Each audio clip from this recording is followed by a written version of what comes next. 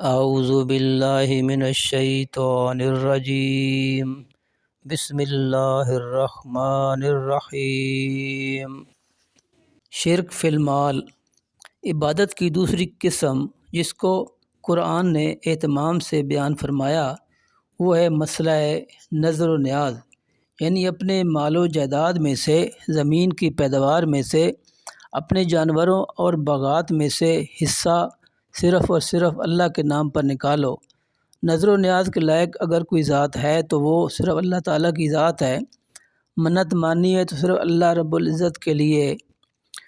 حضرت مریم کی ماں اور سیدنا عیسیٰ علیہ السلام کی نانی نے کہا تھا، رب انی نذرت لک ما فی بطنی محررا۔ یہ کہنا کہ میرا مریض تندرست ہو گیا یا میں مقدمے سے بری ہو گیا تو اللہ کے لیے ایک دیگ اتاروں گا، اس کا نام نذر ہے، اسے منت بھی کہتے ہیں۔ یہ صرف اور صرف اللہ کا حق ہے، اللہ تعالیٰ کے علاوہ کسی اور کی نذر و نیاز دینا حرام ہے اور دینے والا مشرک ہوگا۔ قرآن مجید کی لاتعداد آیات اس پر گواہ ہیں، جیسا کہ سورۃ بقرہ آیت نمبر 177 میں فرمایا، انما حرم علیکم المیتۃ والدم ولحم الخنزیر وما اہل بہ لغیر اللہ۔ اللہ تعالیٰ نے تم پر حرام کیا ہے مردار کو اور خون یعنی دم مسفوح کو اور خنزیر کے گوشت کو، اس لیے کہ مقصودی چیز گوشت ہی ہوتا ہے، اور جس شے پر پکارا جائے غیر اللہ کا نام۔ رئیس المفسرین مولانا حسین علی رحمۃ اللہ علیہ نے وما اہل بہ لغیر اللہ میں ما سے مراد کلمہ لیا ہے، اور میں نے اس طرح کیا ہے جس کلمہ کے ذریعہ غیر اللہ کے تقرب اور تعظیم کے لیے آواز اونچی کی جائے، ایسا کلمہ بولنا بھی حرام ہے۔ مثلاً میں پیران پیر کے نام کی 11ویں دوں گا، یا امام جعفر کے کنڈے بھروں گا، یا میرا مریض ٹھیک ہو گیا تو داتا دربار پر دیگ اتاروں گا، یا یہ جانور فلاں بزرگ کے عرس پر لے جاؤں گا، ایسا جملہ اور کلمہ بولنا بھی حرام ہے، وہ چیز تو بدرجہ اولی حرام ہوگی۔ غیر اللہ کی نذر و نیاز عقل کے بھی خلاف ہے۔ غیر اللہ کی نذر و نیاز قرآن و حدیث کے خلاف تو ہے ہی، انسانی عقل کے بھی خلاف ہے۔ انصاف اور عقل کا تقاضا تو یہ ہے کہ نذر و نیاز اس کے نام کی دو جس نے سب کچھ عطا فرمایا ہے۔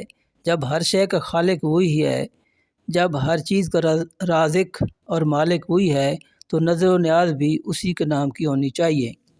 جب آسمان سے بارش برسا کر اور سورج کی آتشی کرنوں سے فصل کو پکانے والا وہی ہے، جب اندھیری زمین کا سینہ چیر کر دانے کو باہر نکالنے والا وہی ہے، جب ایک دانے کو 700 دانوں میں بدلنے والا وہی ہے، جب زمین کو پانی پر ٹھہرانے والا اور ڈولتی زمین پر پہاڑوں کی میخیں ٹھوکنے والا وہی ہے، چاند کو ضیاء پاشیاں اور ستاروں کو جگمگاہٹ بخشنے والا وہی ہے، جب زمین اس کی اور آسمان اس کا، چاند اس کا اور سورج اس کا، جب بادل اس کے اور بارش برسانے والا وہی، جب باغات فصلیں اناج اگانے والا وہی، تو پھر پیداوار اور دولت دنیا میں سے نذر و نیاز بھی اسی اللہ کے نام پر دو۔ جب جانوروں کا پیدا کرنے والا وہی ہے، جب چارے کو اگانے والا وہی ہے، جب اصل غذا کو گوبر سے اور دودھ کو خون سے الگ کر کے لبناً خالصا ہمارے برتن میں ڈالنے والا وہی ہے، تو پھر اس دودھ کو بطور نذر و نیاز تقسیم بھی اسی اللہ کے نام پر ہونا چاہیے۔ قرآن اس طرف اشارہ کرتے ہوئے کہتا ہے، وَيَجْعَلُونَ لِمَا لَا يَعْلَمُونَ نَصِيبًا مِّمَّا رَزَقْنَاهُمْ، سورۃ نحل آیت نمبر 56۔ اور ٹھہراتے ہیں یہ مشرکین ہماری دی ہوئی روزی میں سے ایک حصہ ان کے نام پر جن کو ان کی نذر و نیاز دینے کا کوئی علم ہی نہیں۔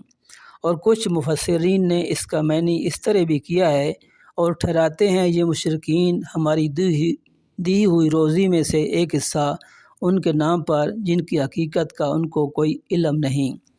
غرضے کہ نذر و نیاز، منت، چڑھاوا، یہ سب مترادف الفاظ ہیں اور ان سب کا معنی ایک ہے، یعنی اپنے مال میں سے غیبانہ اللہ کا خوف کھا کر حصہ اسی کے نام پر نکالنا ہے، اور منت بھی اسی کے نام کی ماننی ہے۔ یہ نظر و نیاز اور منت عبادت ہے، اور عبادت صرف اور صرف اللہ کا حق ہے۔ اس لیے علماء امت نے غیر اللہ کی نیاز اور نظر کو کفر اور شرک کہا ہے۔ چند عبارتیں ملاحظہ فرمائیں۔ النظر لغیر اللہ حرام لأنہ من انواع الکفر لأن ھذا عبادت والعبادت لغیر اللہ کفر۔ خلاصۃ الفتاویٰ جلد نمبر 4 صفحہ 378۔ غیر اللہ کی نظر حرام ہے کیونکہ نظر عبادت ہے اور غیر اللہ کی عبادت کفر ہے۔ بحر الرائق نے لکھا والنظر للمخلوق لا يجوز لأنہ عبادت والعبادت لا تکون للمخلوق۔ نظر مخلوق کے لیے جائز نہیں کیونکہ نظر عبادت ہے اور عبادت مخلوق کے لیے نہیں ہوتی۔ اللہ تعالیٰ کے سوا کسی اور کی نظر و نیاز دینا شرک ہوگا اور اس کو شرک فی المال کہیں گے۔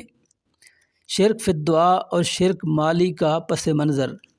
شرک فی الدعا یعنی اللہ تعالیٰ کے سوا کسی کو غائبانہ حاجات میں پکارنا، اور شرک مالی یعنی اللہ تعالیٰ کے سوا کسی کی نظر و نیاز دینا یا کسی کی منت ماننا کے پیچھے یہ عقیدہ کار فرما ہوتا ہے کہ جس کو میں پکار رہا ہوں اور جس کے نام کی نظر و نیاز دے رہا ہوں وہ میرے حالات سے باخبر اور واقف ہے، یعنی وہ عالم الغیب ہے اور نفع نقصان اس کے ہاتھ میں ہے، یعنی مختار کل اور متصرف فی الامور ہے۔ اس لیے قرآن مجید نے بھی مشرکین کے اس بنیادی شرکیہ عقیدہ کی بنیاد کو ہلاک کر رکھ دیا ہے۔ میرے چینل کو فالو کریں تاکہ آنے والی ہر ویڈیو کا نوٹیفیکیشن وصول کر سکیں۔